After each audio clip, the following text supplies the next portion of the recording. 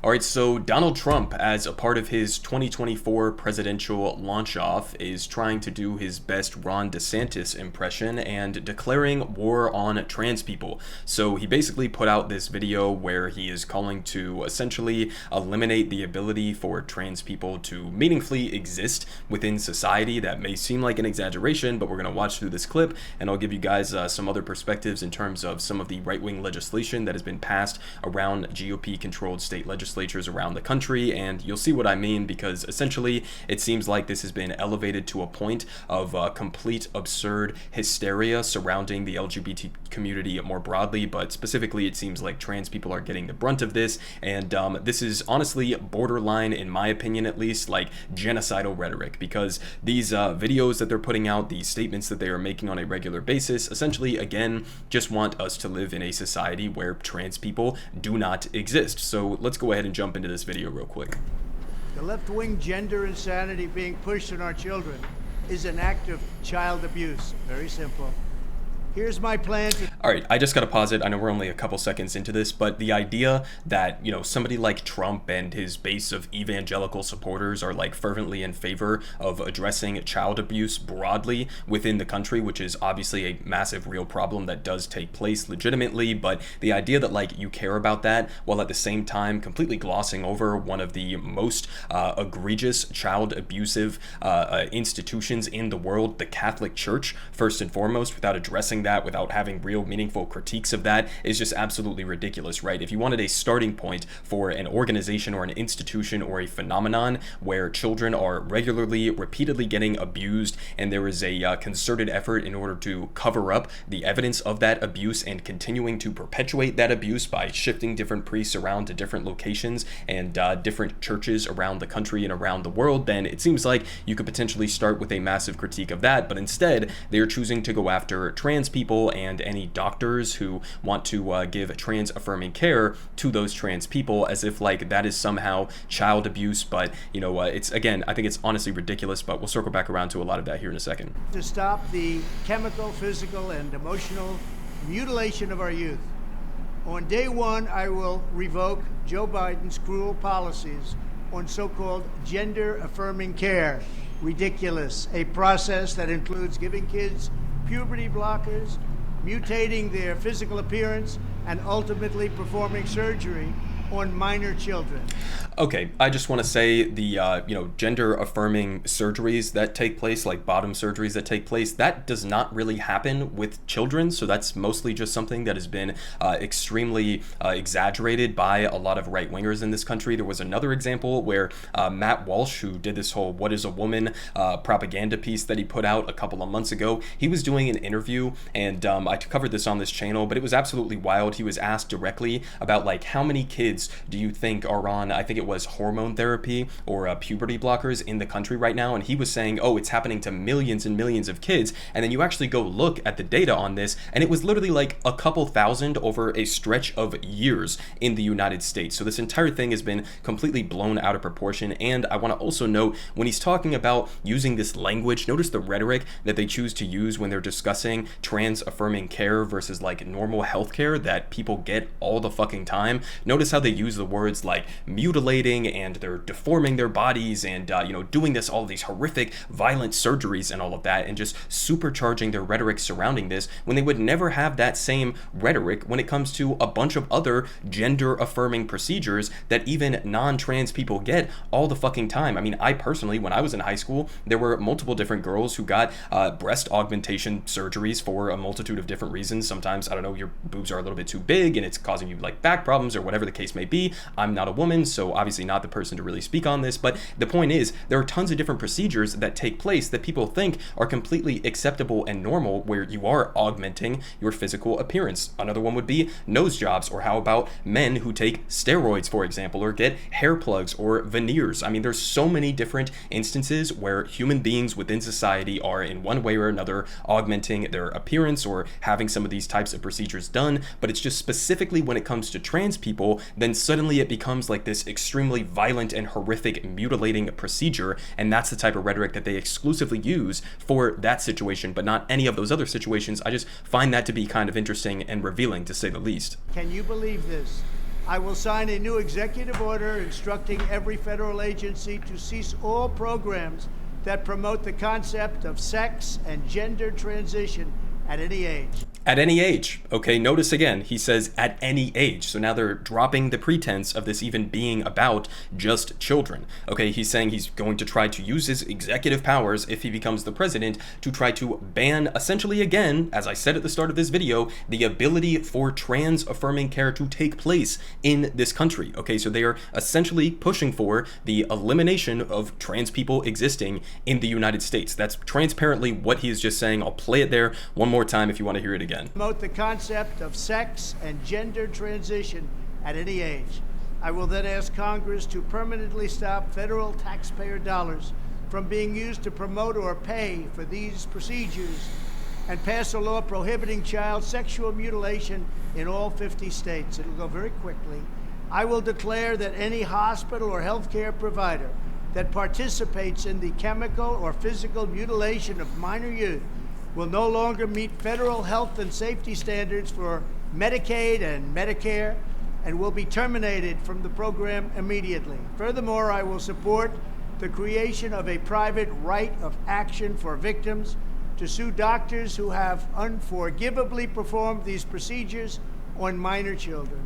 The Department of Justice will investigate Big Pharma and the big hospital networks to determine whether they have deliberately covered up horrific long-term side effects of sex transitions in order to get rich at the expense of vulnerable patients, in this case, very vulnerable. We will also investigate whether Big Pharma or others have illegally marketed hormones and puberty blockers which are in no way licensed or approved for this use. My Department of Education will inform states and school districts that if any teacher or school official suggests to a child that they could be trapped in the wrong body, they will be faced with severe consequences, including potential civil rights violations for sex discrimination.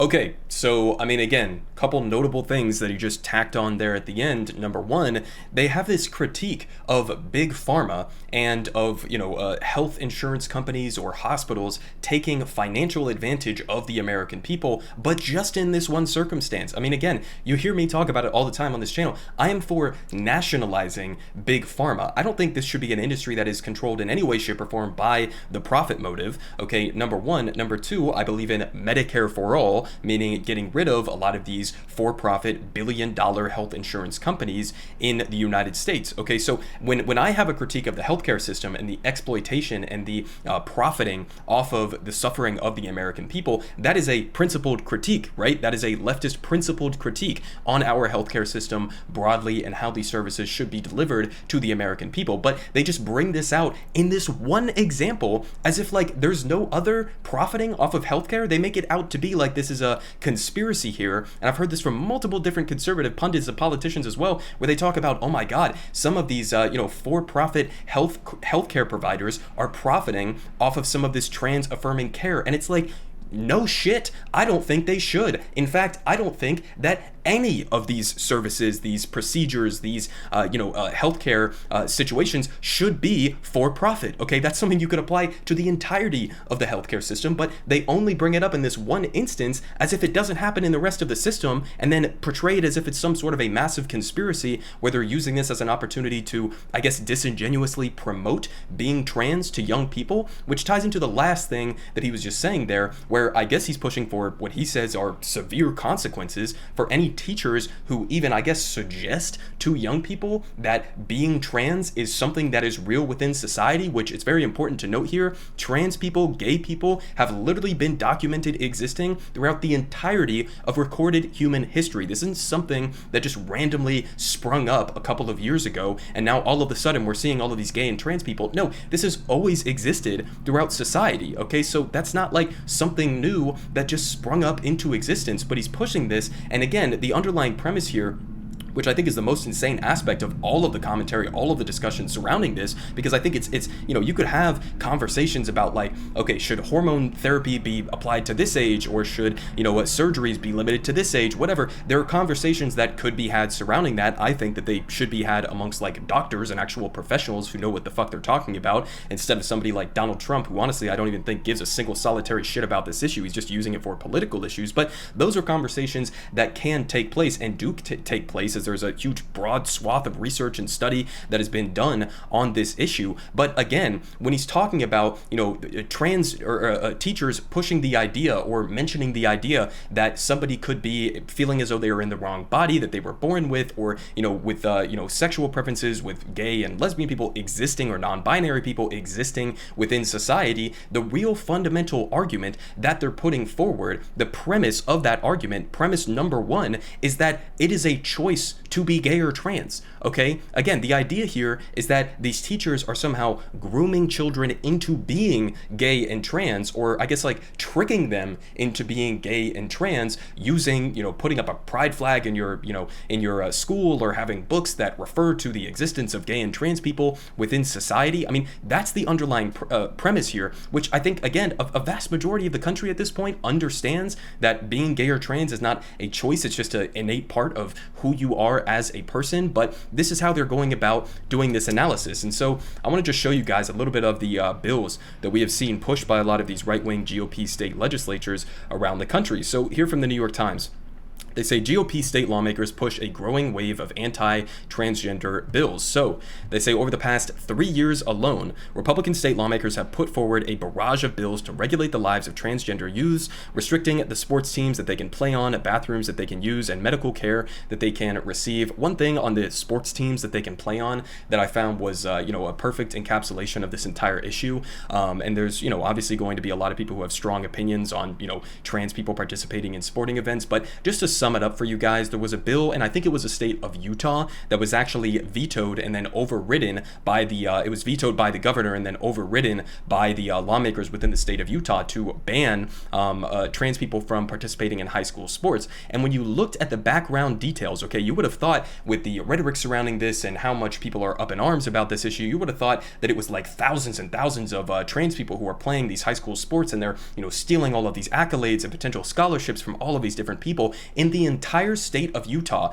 it was like 1 or 2 trans people who are actually playing on high school sports teams. Okay, so it was like less than a handful of trans people that this bill applied to. Okay, and the governor of Utah, who's a right-wing guy, came out and explained that to people while he was vetoing the bill, and then they just overrode it. So it's like, you have to calibrate, even if you have a problem with whatever, there's going to be some unfairness in sports, which I think is kind of ridiculous to a large extent. Again, we can get into whole argument surrounding that, but the point is, again, even if you have an issue with that, this is only applying to like a couple people with some of these bills, and some of the other ones have wider implications, of course, but like specifically with trans high schoolers participating in sporting events, like you're gonna pass a whole fucking bill to ban like 1 or 2 people from playing in high school sports, being able to participate with their friends, because you think that they like chose to be trans so that they could go win a high school championship or some shit like that. I mean, it's fucking deranged, and it's brutal to single out people within society over absolutely nothing at the end of the day. But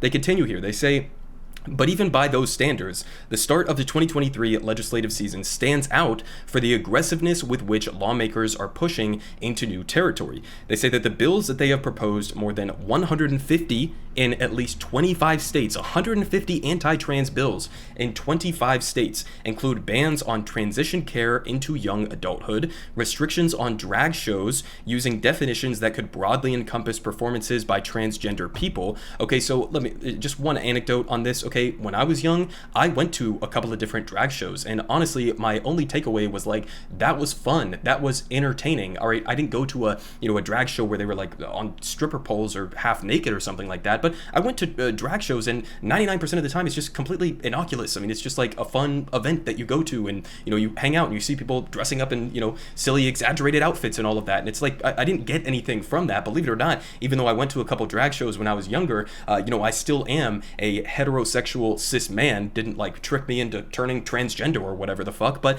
I mean, again, the attack on the drag shows, completely overblown. I get it if you want to have some argument that like, okay, maybe kids shouldn't be at a performance where somebody's like half naked and whatever, they got stuff hanging out or whatever the fuck. I get that, but we're talking about the fringes in that circumstance. Okay, the overwhelming majority are just completely innocuous. But again, they're trying to use this vague language to basically ban these shows from taking place at all, essentially. But they say there's also been measures that would prevent teachers in many cases from using names or pronouns matching students' gender identities. Okay, so again, look at how quickly we went. I mean, if you look back at like the Jordan Peterson saga, back when he was up in Canada and pushing back against some of their some of the laws that were being passed up there. I forget what the bill was actually called that he was having an issue with. But I mean, we went from the argument from the right being initially like, you will not use the government power to force me to use other people's pronouns, right, that they want you to use. And then now it's like, no, you can actually get in trouble. And some of these consequences that they're putting forward here are like felonies for some of these teachers and doctors, right? No, now it's that if you use the pronouns that a trans young person wants you to use or prefers you to use, then you could get in trouble for that. So you want to talk about like restrictions on free speech and expression. I mean, this is completely egregious authoritarianism that we're seeing here. But there's also been all of these like book bans and stuff that have also been taking place that I've been covering on this channel as well. But they say there's also been requirements that schools out transgender students to their parents. Okay, so I mean, again, think about the situation of a young trans person who is literally just trying to go about their life. Maybe they happen to be in a household where their parents might be significantly transphobic or potentially even abusive, and now you're going to try to legislatively force teachers, okay, which could be one of the only fucking opportunities for a young gay or trans person to actually have an experience with an adult that is accepting of who they are, and you're going to force them to out them to their parents who may at the end of the day abuse them or disown them or have all of these other tangential consequences come from that. I think that is absolutely insane, but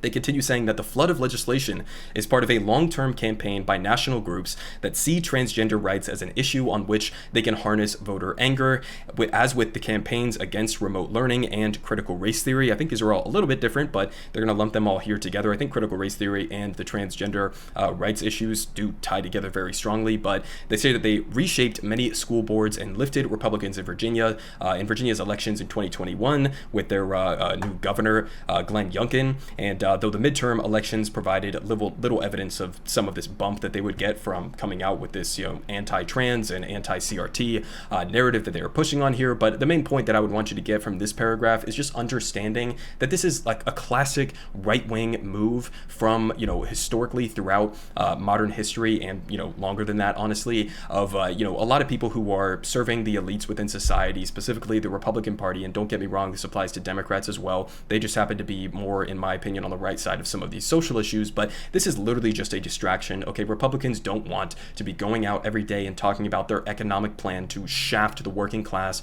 while giving tax cuts and tax breaks to wealthy billionaires and corporations. And so instead, they want you to basically find scapegoats within society, whether it's, minorities and black people through critical race theory, having honest discussions about the history of the United States, the legacy of Jim Crow and slavery and all of that, or whether it happens to be the LGBTQ community and just trying to drum up all of this anger as essentially a distraction from their real, agenda and who they actually serve at the end of the day. So, I mean, it's some of the most disgusting, scapegoating that you could possibly imagine, but I think that's really what is underlying a lot of this. Now, they continue saying that the potential consequences for transgender people for whom harassment and threats have become common and suicide rates are high are profound, and many express a sense that the power of their government is being turned against them as they try to live their lives. And yeah, of course, who could blame them? That's absolutely literally taking place right now. And so we have a couple more specific examples here in terms of legislation that has been passed that I think is absolutely egregious. They say legislation in Oklahoma and South Carolina would make it a felony to provide hormonal or surgical transition treatment to transgender people younger than 26.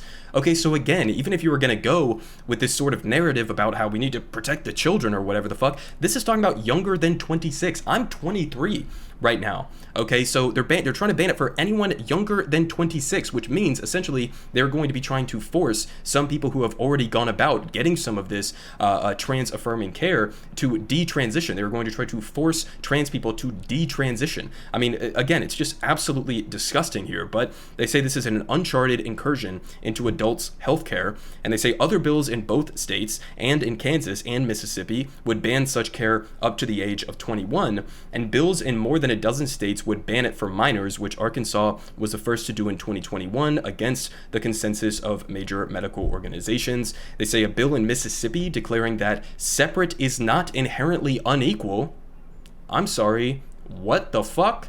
Okay, declaring separate is not inherently unequal, an allusion to Plessy v. Ferguson, the 1896 ruling in which the Supreme Court upheld segregation, would define sex as immutably set at birth, denying transgender identities under state law, and of course just doing the classic conservative conflation here of sex and gender. But they say a measure in West Virginia would define any transvestite, Jesus fucking Christ, man, any transvestite and or transgender exposure, performances, or display as obscene, potentially outlawing trans people's presence around children. Okay, so again, I mean, I see this all the time. Maybe I'm just terminally online, but I'm coming at this through the lens of what I see conservatives actually talking about online. You will literally see them sometimes. Sometimes it is a situation at a drag show where it's, some kid is, stuffing a dollar bill in somebody who's doing some strip performance or something like that. Whatever. The main breadth of the, things that I am seeing online coming from conservatives, they will literally take everything. They will take anything from the most innocuous situation where you have a completely fully clothed, fully presentable person who is doing drag at some of these like drag time story hours or whatever, and they're literally just sitting there like reading a book to kids, and they're like, oh, this is grooming, this is abusing children. And it's like, again, I don't know how you could possibly interpret this in any way other than they do not think that trans people should exist within society, point blank period. I mean, I don't know how you could possibly get around that at this point, given the rhetoric that they are using, given the examples that they use on a regular basis. But now I want to get to this take here from Christopher Rufo, who was one of the main initial proponents of a lot of this, anti-trans, anti-LGBTQ movement and the anti-CRT movement as well. So here's a pretty revealing take from him. He says, "This is a must-read analysis from Revolver about the education reform campaign in Florida under Governor Ron DeSantis, taking over public universities, trying to privatize them, eliminating diversity education or diversity, equity, and inclusion bureaucracies," which is a weird word to use for that, but reducing the power of teachers' unions. Okay, so we have attacking teachers' unions, trying to privatize public universities and schools, and also moving the state towards universal school choice. Okay, so just a little bit of a rudimentary history lesson for everybody. You can go fact check me on this if you want, but the school choice movement, when that initially started in the United States, it started directly after the Brown versus Board of Education decision from the Supreme Court that required school desegregation. Okay, that is when the school choice movement initially started, and obviously there's a lot of economic stuff that goes into this. Of course, you see the anti-teacher union stuff here. You see the trying to privatize our education system here, and so there's obviously an economic component to this, as there always is in these types of situations. But listen, I mean, again, we have Ron DeSantis, we have Donald Trump, we have the Republican Party, and all of these different legislatures across the country that are pushing aggressively anti-LGBTQ, anti-trans bills that are going to cause immense suffering for thousands and thousands of people. And what this really is, at the end of the day, is just them picking and choosing scapegoats within society, some of the most already marginalized and vulnerable communities in the United States, and trying to use them as a cudgel, as a deflection away from a lot of the completely, elitist agenda, economically, militarily, that they actually support at the end of the day. So, I mean, again, you see Donald Trump, he's trying to match Ron DeSantis. We have polls that are coming out that show that this race is going to be heating up. There's been a lot of shots that have been thrown across the bow, but it looks like, all of these Republicans are willing to just completely destroy, the trans community in this country, LGBTQ people in this country, for explicitly political purposes. Everyone is saying good politic guy has the best politic. Believe me, no one does it like him.